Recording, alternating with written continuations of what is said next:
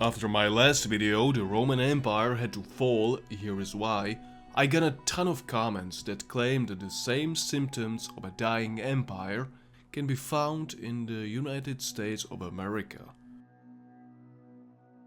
So I decided to have a better look at it and maybe find some similarities between the late Roman Empire and the USA.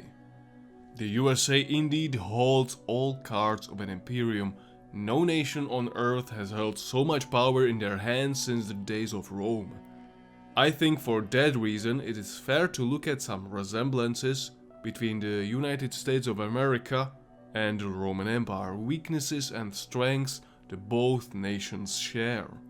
The video is supposed to be neither flattering nor demeaning towards America. I will try to be as objective as possible, so if you hold grudge against the United States or Rome, please try to contain it.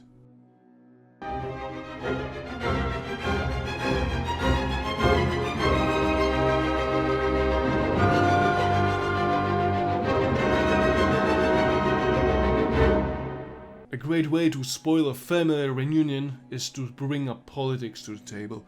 In the USA, you wouldn't really feel comfortable if someone started talking about civil rights and BLM or freedom of speech during the Thanksgiving dinner. In the late Roman Empire, you would cause the same awkward moment if you started talking about consubstantiality of Jesus Christ. The controversial relationship between the Son, Jesus Christ, and the Father, God, the long-lasting questions if they were equal or the Son was subordinate of the Father, sparked many confrontations.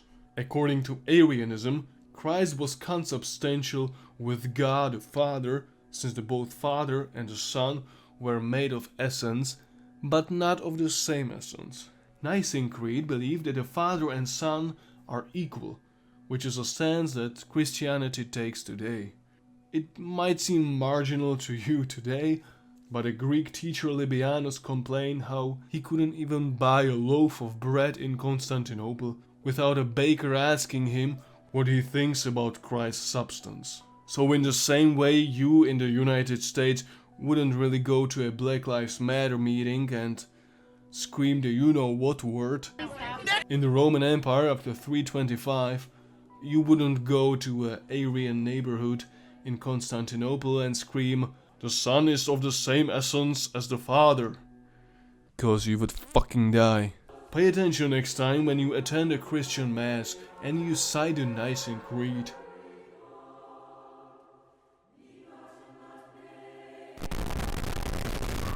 Take a shower, I'm triggered. I get in the car, I'm triggered. True God from true God, begotten, not made, of the same essence as the Father. Those are fucking fighting words, excuse me. Those words used to do so much triggering during the Holy Masses in the late Roman Empire that rarely any Christian Mass ended without violent outbursts between Arians and Nicaeans.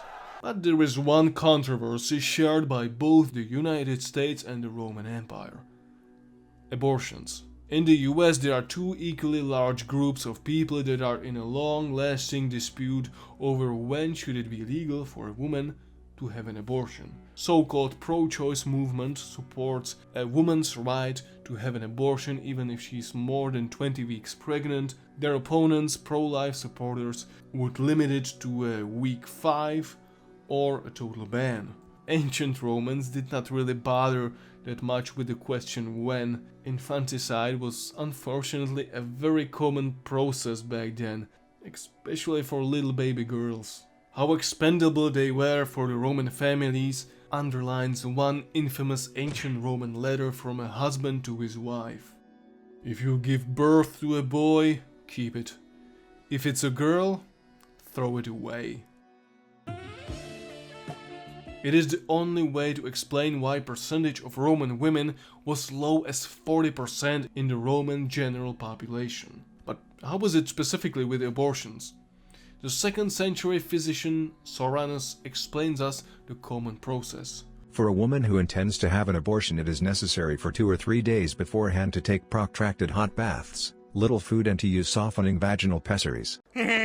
Gross. Abortions were very common in Rome, but don't get fooled.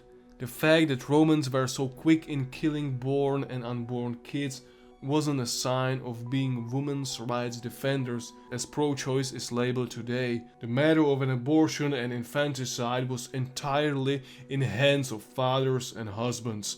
Roman women had absolutely no rights here. It is also the reason why Christianity spread so quickly, especially among women, because Christianity forbade any abortions and infanticides and protected women in the struggle against their fathers and husbands. A little bit ironic to see how Christians are labeled as backward for their stance on abortions today, but were blamed for being too progressive in the 4th century. Another dispute resonating in the US society. Almost every day, another one falls. Statues removal. There were spontaneous outbursts of statues removal in the Roman Empire upon the death of a tyrant emperor, but usually not on a massive scale. To match such immense barbarism that happens in the USA, we need to go further in the Roman history, to the Byzantine Empire, a Greek rump state that survived the collapse of Rome in the 5th century. Even though Byzantines fought bravely against numerous enemies, their empire dwindled under countless attacks. And in the 8th century, a group of fanatics saw the clear reason behind Byzantine misfortunes. Pictures. The fanatics, who call themselves iconoclasts, picture destroyers, were responsible for 2 destructive waves of atrocities until they were finally put out during the 9th century. But unfortunately, before that happened, hundreds of churches had been burned down, many mosaics and pictures had been destroyed, and countless statues had been torn down and lost.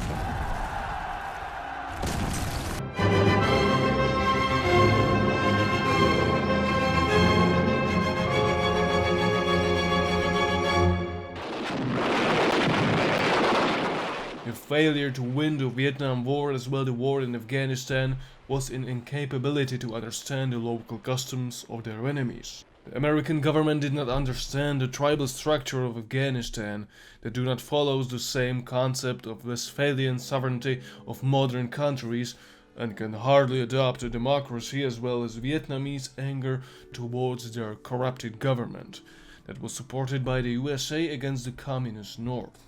This was and is something that both nations, the US and Rome, share a certain level of ignorance in international relations. Where's Europe?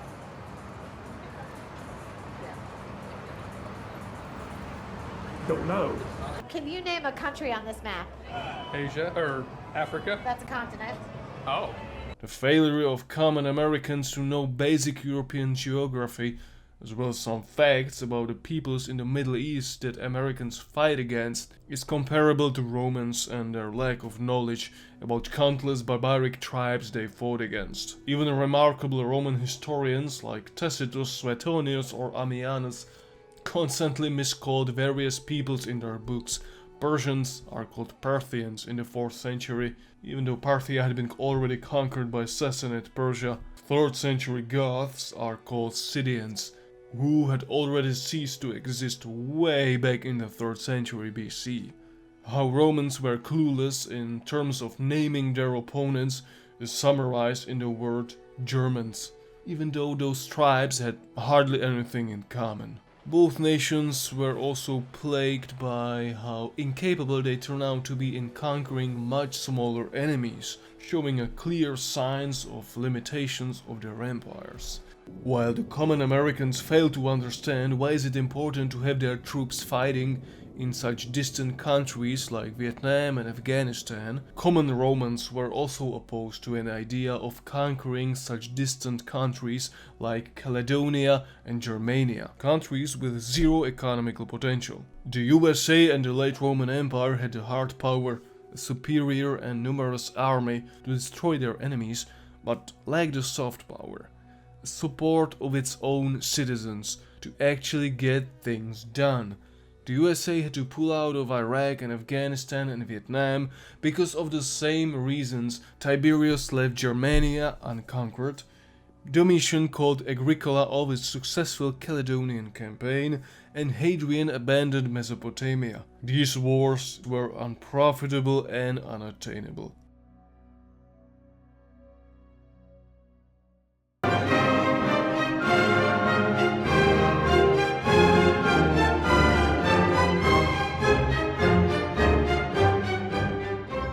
While the US Army is the most powerful army today, spending more on its military than China, India, Russia, UK, Germany and others combined, it still manages to keep its army expenditures at around 20% of its federal budget, while the late Roman Empire spent as much as 60% to keep its 500,000 army running.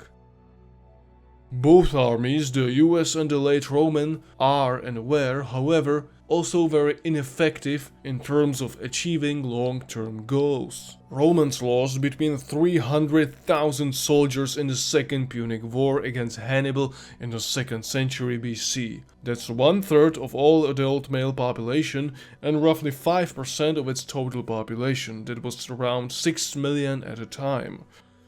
And here is my theory. Rome's way to glory wasn't paved by victories, but rather by number of casualties they were willing to sacrifice for the dominance. Romans lost many battles against Samnites, but eventually they subjugated them. Cimbrian War in the 1st century BC was one disastrous battle after another for the Roman Republic, but they won the war anyway. You can't keep getting away with it! If you were to fight in the time period against Romans, no matter if you defeated them in one battle or two battles, odds were that you will eventually lose anyway. The greatness of Rome was achieved only through sacrifice, and Romans knew that, because they were willing to lose an infinite amount of battles to achieve an ultimate victory. Now let's take a look at the late Roman Empire between the 300 and 476. How many great battles were lost by Romans? Battle of Adrianople? Roman casualties in the Battle of Adrianople in 378 against Visigoths would be like a Wednesday for Punic Wars Romans. Even though the empire in the 5th century had 10 times larger population than during the Second Punic War, it didn't matter. Any loss was totally unacceptable, and the Roman armies were too precious to be lost. While the sacking of Rome by Gauls in the 4th century BC gave Romans the necessary kick to continue fighting, late Romans were left devastated when Rome was sacked twice 800 years later, and they rather focused on whose fault it is. The USA faces a similar problem. Could you imagine a battle with 20,000 dead American soldiers that would be considered as a victory today? But that is the number of US casualties in the Battle of Okinawa. This 3 months lasting battle against Japan in 1945 has a more American blood on its hands than Iraq and Afghanistan decades lasting campaigns combined. But the Pacific Battle is still perceived to be one of the greatest US victories ever. Focus on casualties is what limits and limited the US and Roman armies.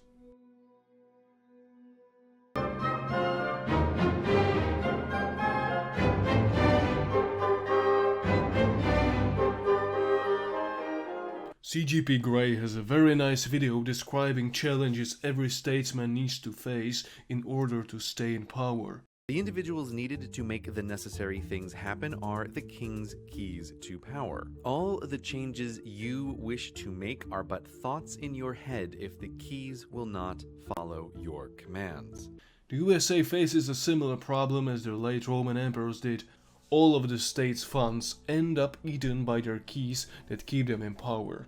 While the US politicians spend all their funds and effort on mobilizing their key/voters in their voting districts, because the specific US voting system gives privilege to a handful of states while kinda ignoring the rest. They put emphasis only on their keys/voters that can vote them out, and it causes that the US politicians do not reach across the aisle to the opposing party to solve the real issues of the American empire that requires a bipartisan effort. This was also the reason of the downfall of the Roman Empire. The late Roman emperors didn't give a damn about making better lives for anyone, with the only exception, and those were the legions, because they were the only authority to make and unmake them. The only time the late Roman emperors showed any interest in lives of common people was through meaningless and empty gestures, through the only propaganda machine that was at their disposal: coins. Today's politicians have a wide variety of different types of media to spread their message, but Roman emperors had to rely mostly on coins.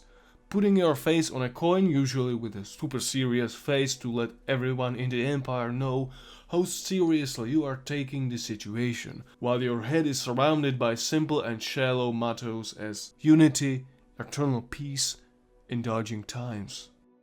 Those coins couldn't impress any Roman citizen who just saw less and less valuable coins with different emperors spitting the same cliché mottos. Imperial propaganda had a very little effect on Romans, who started to value less and less the fact that they can live in the empire. Roman Empire was very diverse.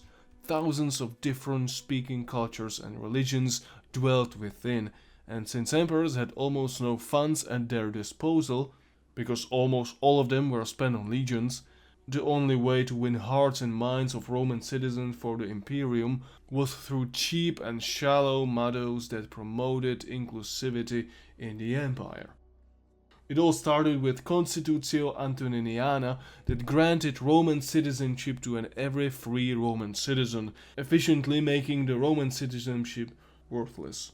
This caused Romans to stop caring about their Roman privilege they had, and they became invested more in hating other Romans than their enemies. Christians against pagans, province citizens against Italians, European soldiers against Eastern legions, Latin-speaking Romans against Greeks. Christians cheered when the last pagan emperor Julian was killed by Persians, while pagans applauded Visigoths when they sacked Rome in the new Christian empire. It became more important to defeat your opponent within the realm than defeating the true enemies waiting outside.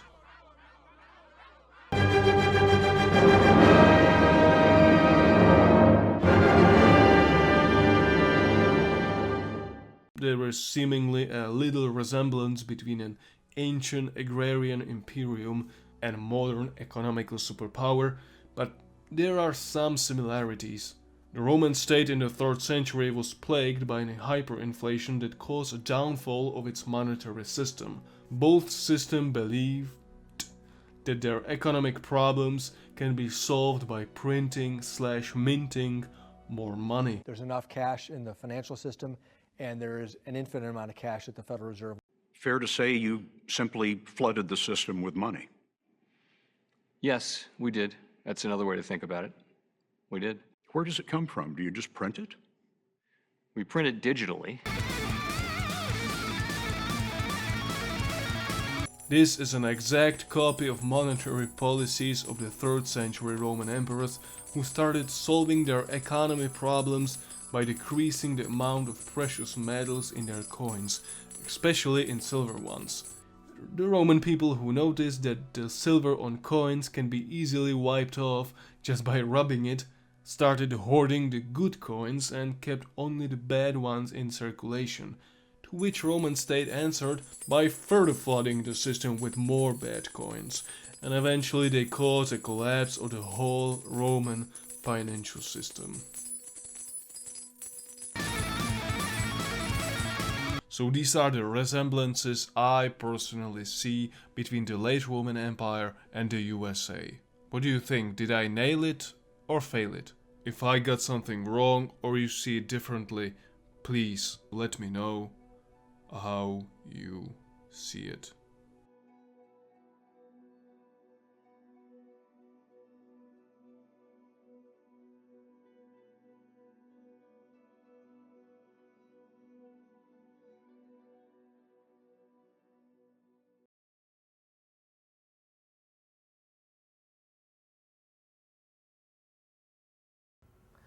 And who is Jesus' dad?